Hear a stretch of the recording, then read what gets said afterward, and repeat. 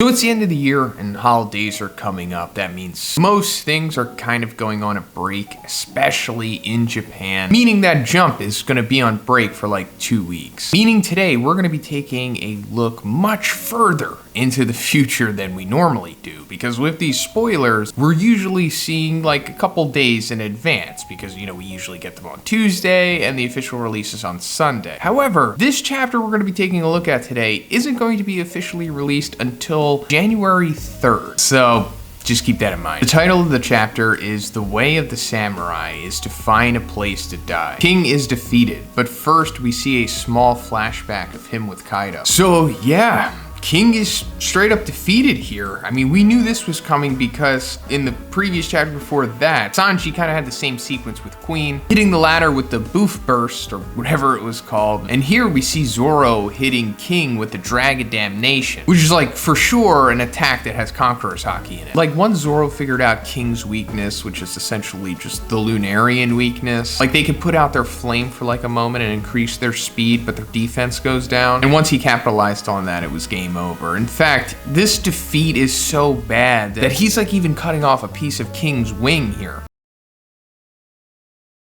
Oh, and by the way, King's name is Albert, like Albert without the T. That brings me to the next part here where we see a small flashback of him with Kaido. In the previous chapter, we got the initial flashback where it was revealed that they were both in this government research facility, which is totally understandable because they are two of the, I guess, rarest races in the world at the moment, or at least that we know of. Some of the rarest. Maybe there's one more rare. It really depends on if Emu is one of one or if there are more of her out there, at least on Earth. If what I just said is like really confusing to you, it's understandable, but please check out my massive One Piece theory video that I made. But in my opinion, at least, Kaido is half ancient giant. It's why he has the horns and why he's so big and so powerful. Also why the government was experimenting on him, because the ancient giants were eradicated by Emu the same way that the Lunarians were. So it's understandable that like the two surviving members of the Celestial Dragon genocides would come together. And that sequence was kind of subtly hinting that they both pretty much know what's going on. I mean, like, the truth of the world. Because King's like, can you change the world we live in? Meaning like, hey, can you bring the dawn? And Kaido's like, I'm the only one who can. Because earlier in this arc, we saw Kaido say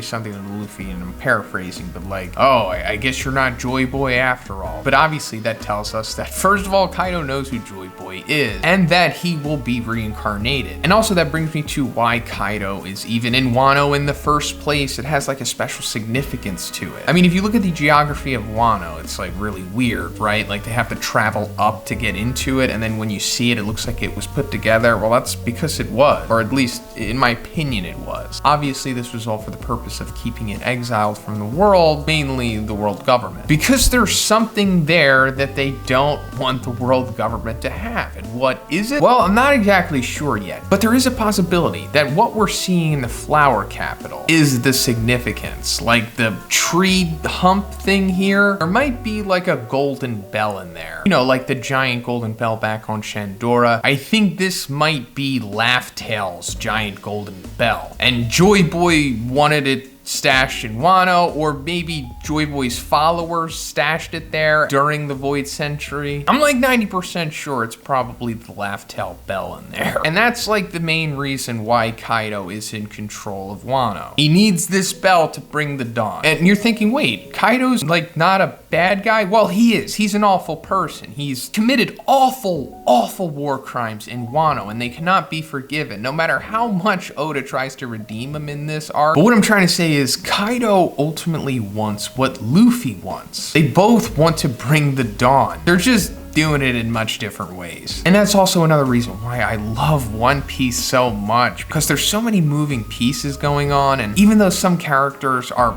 evil on paper, they ultimately have like good goals in mind. I mean, you can even classify them as anti-villains. Like technically Kaido and Blackbeard are like anti-villains. Roki, the numbers 6, is the guardian of the arsenal door, the one we see in the picture. So we are getting a picture here, and there's like this number. He like kind of resembles Hyogoro, but if like Hyogoro was fused with like a minion or something. Yamato asks Fuga to attack Roki. Usopp attacks various enemies while defending Kinemon and Kiku. Izo appears to help him while Usopp leaves with Kinemon and Kiku. Raizo and Fukurokuju have caught each other with techniques that do not allow them to move. Alright, so if you've been curious as to why it's been taking so long for Fukurokuju and Raizo to settle their fight here, I think Artor said on Twitter it's been like over 26 chapters, something like that. Well, in my opinion, not revealed or confirmed yet, but I'm pretty sure that Fukurokuju is a freaking alien, or half alien or something, as much of an alien as Pudding is. So don't you think it's like weird that Fukurokuju has like that long weird head, but he also has like the earlobes like Enel? Well, it's because he's like the same race as Enel, because they're both from the three-eyed tribe. That's right, Enel has been covering his third eye with his do-rag this whole time, and Fukurokuju, you know, has been wearing glasses, but he also has like the little divot in his forehead. Now you might be thinking, oh, he didn't look like that when he was young. I don't know, maybe there's like an age thing to it, like their head grows and their ears grow because his earlobes weren't as long. But why is Enel's head not long? I don't know. He's younger than Fukurokuju, so maybe he's got some time. But also, those like weird mink pirates that we saw on the moon, their Jolly Roger is like the Fukurokuju skull, so he's an alien. Also, he's like part of the race that Emu is. That's why I said earlier, I'm not sure if there's like any more full-blooded, three-eyed, long-headed earlobe aliens out there, but there seems to be at least halves and quarters. Number Zenki and X-Drake have been defeated by CP0. Apu and the numbers Inbi escape. So that's a surprise. X-Drake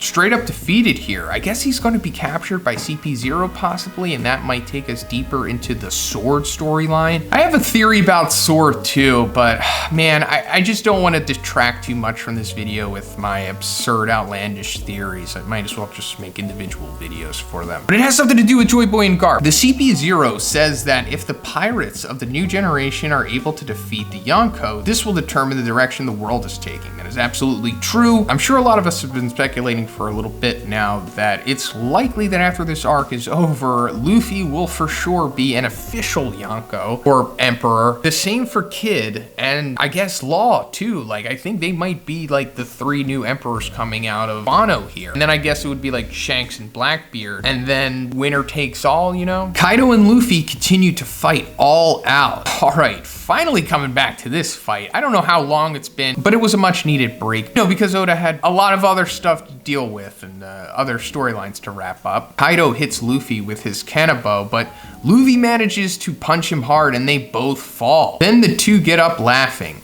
Luffy says, "This is getting fun." Kaido says, "I say the same thing." All right, it seems that Luffy is starting to get his iconic fourth wind in this fight, and I guess he's starting to acclimate to Kaido's power, which he typically does from time to time in his fights too. But now that we're at the Emperor level, it's just starting to get pretty fantastic. But since we just got off of King and Sanji taking out their strongest opponents by far in the series, with some amazing sequences and some pretty good power-ups, I think it's safe to say that we're gonna see the same from Luffy here. And since Kid and Law showed their awakenings against Big Mom, I'm guessing that's what we're gonna see from Luffy here, which is understandable because it would be better to show that rather than Gear 5. You know, save Gear 5 for at least Shanks or Blackbeard. It might be the latter. You never know with Oda. But the Devil Fruit Awakening here for sure is going to be how he defeats Kaido, or at least in my opinion. Now, what is the Devil Fruit Awakening for Luffy going to be? I guess it would be similar to like Daffy and Katakuri's, right? Since he's like a rubber man, I guess he would make other things rubber. Like if he was able to make Kaido rubber, the way that Kid was able to make Big Mom magnetize, I for sure see Luffy realistically defeating Kaido at that point, right? Because if Kaido is now rubber, think about how Luffy was when he first became rubber. Not even Kaido can fight his way out of that against another Emperor level opponent. So it could be something like that, maybe. I think it's more likely that he's going to like, you know, change the ground or, you know, whatever else, Onigashima, the giant skull or whatever, into rubber. I'm not gonna say he's gonna change Onigashima into rubber and that's how he like saves the flower capital capital because that would be stealing Momonosuke's thunder, you know what I mean? But at the least, maybe he would change it into rubber to assist Momonosuke. Maybe not to completely save the flower capital. Momonosuke has to be the one that like does the deed. Like everyone has to see that he is the one that saved everyone and that if it wasn't for him, they for sure would have been dead. But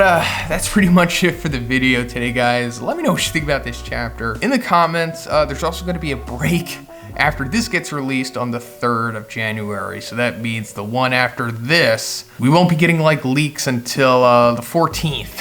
So just bear with it, guys. You know, it always takes a little bit to get back into the rhythm of things that we're accustomed to. But if you liked the video, please give it a like and please subscribe if you haven't already. Have a great day and I'll see you in the next one.